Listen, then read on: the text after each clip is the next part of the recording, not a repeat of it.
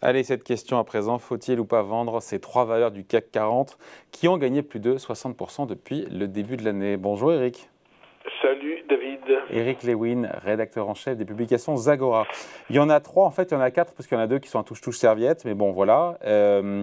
La question se pose, on a encore une fois le CAC 40 qui consolide un petit peu, on reste au-delà des 7000 points, mais il y a des valeurs qui surperforment, qui sont les grands gagnants de l'année, notamment, on commence par le premier, c'est Hermès. Hermès, c'est plus 80% depuis le début de l'année. Qu'est-ce qu'on fait quand on a du Hermès en portefeuille? On conserve, parce que voilà, il y a du potentiel, on renforce, on achète plus, ou on se dit, ben, peut-être qu'il serait temps de vendre. Difficile de vendre Écoutez, Hermès. tous les 100 euros, on se dit il faut vendre, il faut vendre, il faut vendre, et puis le titre n'arrête pas de monter. Il faut dire que les performances économiques sont sensationnelles, croissance organique au-dessus des 30%, on a une marge opérationnelle au-dessus des 40%, toutes les zones sont en croissance, vous avez le petit joker qui est l'entrée possible dans l'Eurostock 50 dès le 1er décembre prochain, vous avez Bain qui estime que les ventes mondiales de produits de luxe pourraient atteindre 283 milliards d'euros cette année, ça fait une augmentation de 4%, non pas par rapport à 2020 mais par rapport à 2019.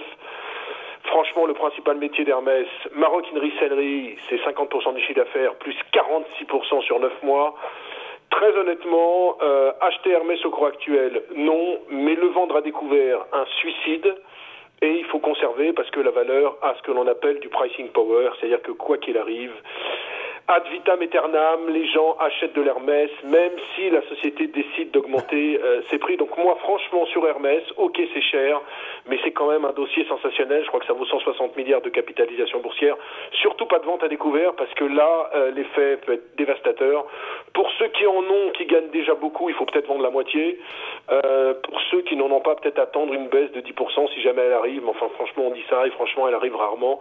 C'est vraiment la sublime société par excellence. Ensuite, il y a Société Générale, plus 70% depuis le début de l'année. Qu'est-ce qu'on fait sur la valeur bancaire?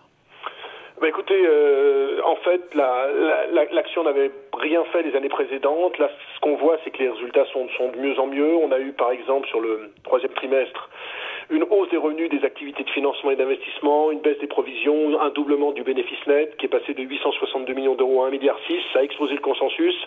Ce qu'il y a d'intéressant sur la Société Générale, c'est que même si l'action a fortement monté, elle est encore très attractive, un PER de 6, une énorme décote par rapport à un actif net de 57,80 € par action, et puis surtout, Frédéric Oudéa a décidé de choyer ses actionnaires, distribution attendue d'un dividende de 2,03 € par action, programme de rachat d'actions de l'ordre de 470 millions d'euros.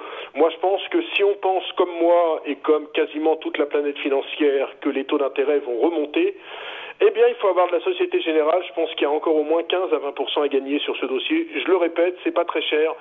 PE entre 5 et 6, selon qu'on soit optimiste ou pessimiste sur les prévisions 2022. Donc, Société Générale, on peut encore y aller. Bon, il nous reste Capgemini et Dassault Systèmes. On parle des deux parce que les deux sont aux alentours de 60% de hausse depuis le début de l'année. Qu'est-ce qu'on fait sur ces deux dossiers? Alors, on va commencer par Capgemini. C'est la Rolls des éditeurs des sociétés informatiques, des ESN. Tous les feux sont ouverts. Progression de 13,6% du chiffre d'affaires sur le troisième trimestre, prévision annuelle relevée pour la deuxième fois, on aura un free cash flow d'1,7 milliard, une marge opérationnelle supérieure à 12,7%, une croissance du chiffre d'affaires entre 14,5% et 15%. C'est le super véhicule pour jouer le cloud, la transformation digitale, l'intelligence artificielle, le carnet de commandes, il explose, plus 15% à 4,5 milliards d'euros. Ils viennent de signer un contrat avec Heathrow sur la fourniture de services destinés aux utilisateurs finaux.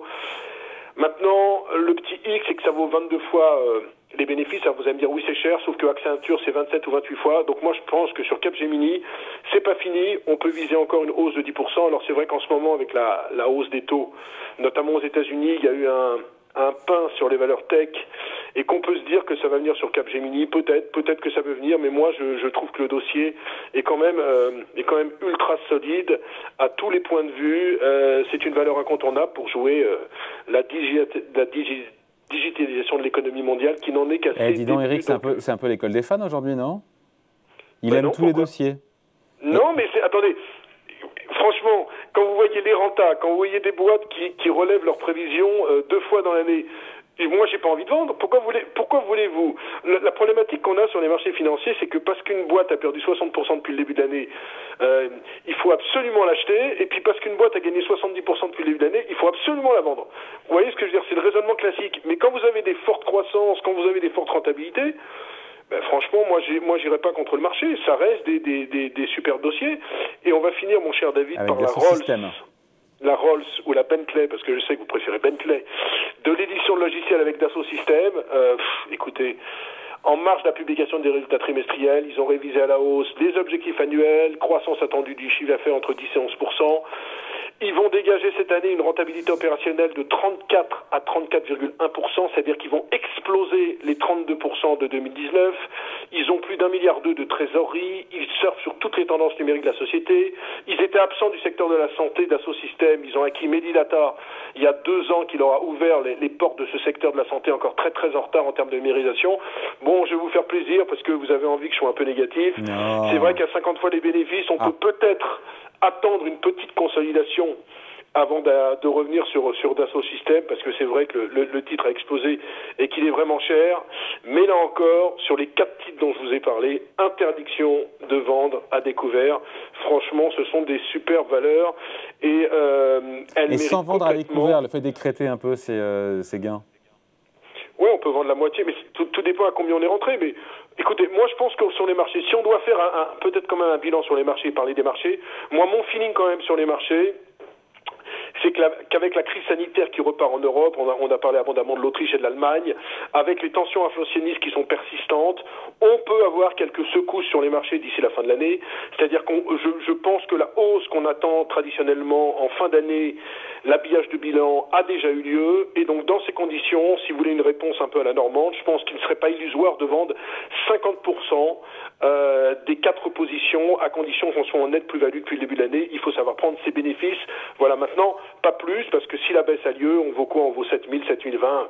On peut aller se faire peur, aller voir 6006, 6007, mais enfin, ça restera quand même une année exceptionnelle. Donc, ok, si on suit mon raisonnement avec une consolidation sur les marchés, on vend la moitié de ces 4 positions comme ça. David, vous êtes content et vous voyez que je ne suis pas d'un optimisme béat. Voilà, pour changer. Merci beaucoup en tout cas, Eric Lewin, Merci. rédacteur en chef des publications Zagora. Salut Eric.